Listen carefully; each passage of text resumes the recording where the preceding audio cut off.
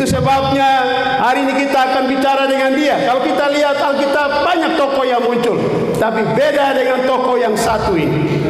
Itu sebabnya kita akan belajar, kita akan lihat apa yang menjadi program, apa yang menjadi proyek Tuhan.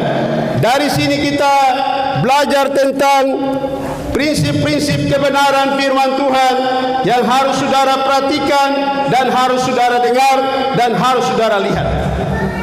Siapakah Daud? Daud itu bukan orang yang hebat.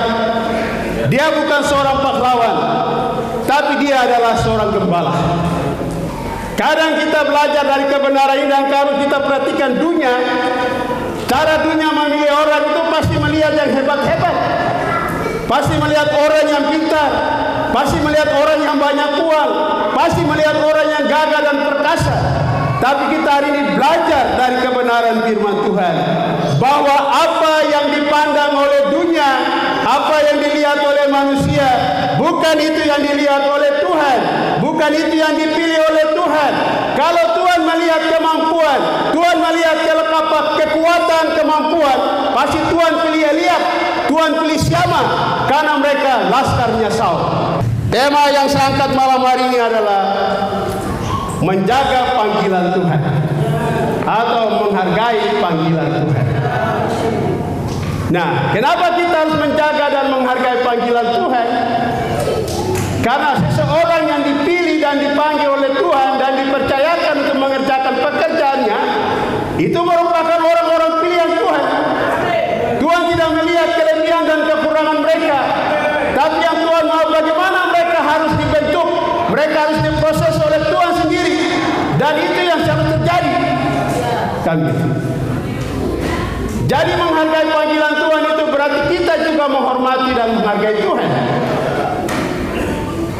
Tapi kadang-kadang hamba Tuhan ini bukan patut pekerjaan yang bagus ya. Lu pikir jangan kamu sekolah hamba Tuhan karena terada uang. Kau sekolah di sana supaya jadi kepala dinas, baru nanti uang banyak begitu.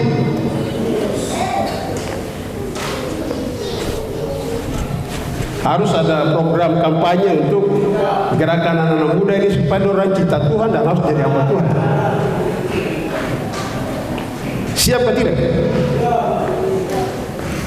Rasanya tidak siap.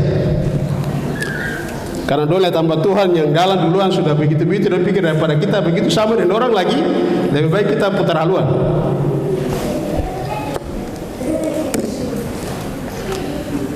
Jadi Tuhan memilih Daud bukan karena Daud itu orang luar biasa. Tuhan memilih Daud karena memang Tuhan yang pilih. Samuel nabi besar. Dia melayani orang Israel dan dia tahu orang Israel. Tapi waktu Israel kehilangan raja, Samuel tidak tahu siapa yang ganti Saul. Halo? Samuel tidak tahu siapa yang akan mengganti Saul. Betul kan tidak? Dia pelayan Israel, nabi bagi Israel, melayani orang Israel, melayani Saul. Tapi waktu Saul ditolak, Samuel tidak tahu siapa yang harus mengganti Saul.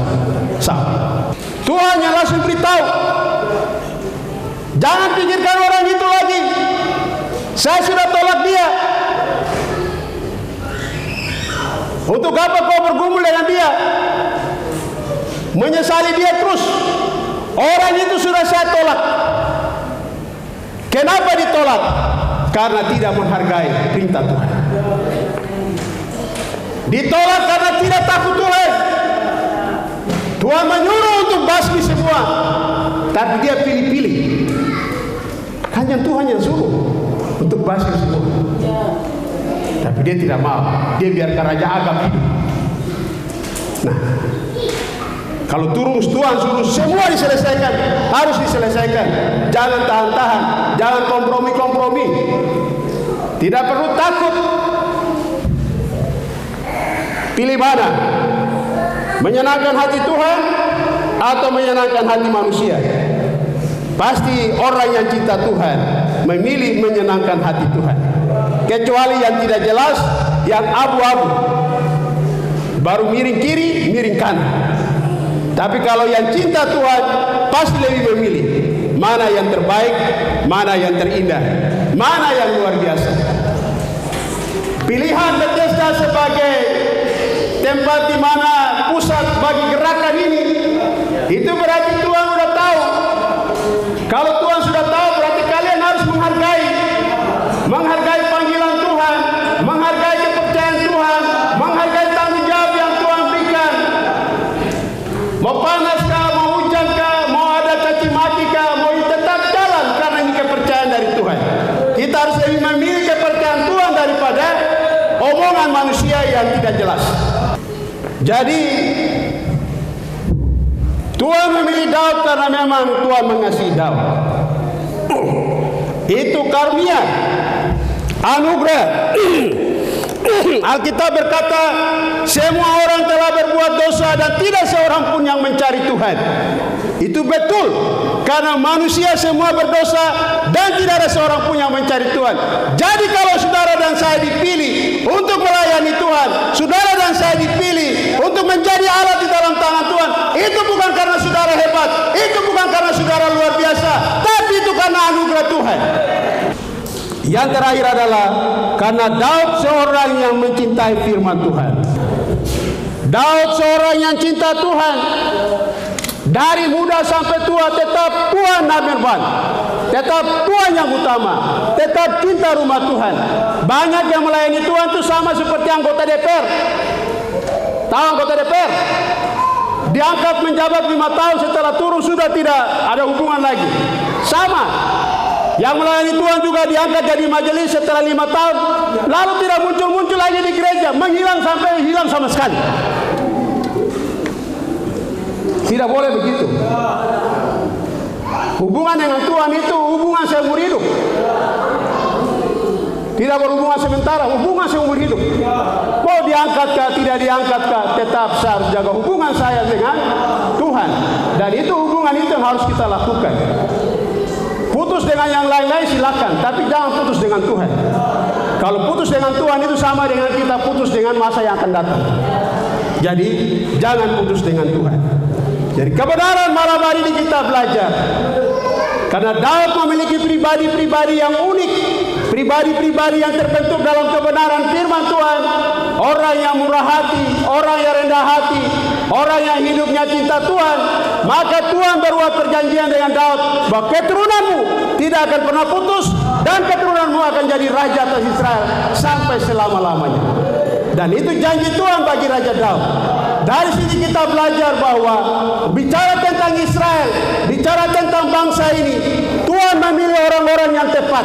Tuhan tidak pernah memilih orang-orang yang salah. Walaupun mereka punya kelemahan, mereka punya kekurangan, tapi kelemahan dan kekurangan mereka akan dibentuk, akan dipoles, akan dikerjakan oleh Tuhan, dan Tuhan akan memampukan mereka untuk mereka akan berjalan terus maju dan terus maju. Demikian juga dengan jemaat Bethesda. Banyak hal yang kurang, tapi percayalah, Tuhan akan menolong dan melengkapi saudara untuk berjalan maju dalam gerakan ini. Usia 10 tahun, usia masih remaja, tapi usia ini tidak akan membuat jemaat di sini harus berdiam diri, harus tetap terus jalan. Apa yang sudah Tuhan taruh, apa yang sudah Tuhan letakkan, harus dikerjakan. Tidak ada jemaat di Indonesia seperti jemaat Bethesda, di mana membuat perjanjian dengan hamba Tuhan dari Yerusalem dan Pak Benyamin sendirian datang ke sini. Itu sebabnya hargai akan apa yang sudah dilakukan. Kita harus bergerak jalan maju. Kita harus bergerak jalan maju. Kita harus bergerak jalan maju. Kita harus bergerak menjauh. Karena ini pekerjaan Tuhan. Tuhanlah yang akan menolong saudara. Tuhanlah yang akan memampukan saudara. Tuhanlah yang akan memberkati saudara. Dan terlebih lagi, kalau sudah dipilih Tuhan, jangan mundur. Harus maju. Karena Tuhan bertanggung jawab untuk menolong saudara. Tuhan Yesus memberkati kita semua. Amin. Silakan Pak Alexna naik ke atas sini dan berdoa firman.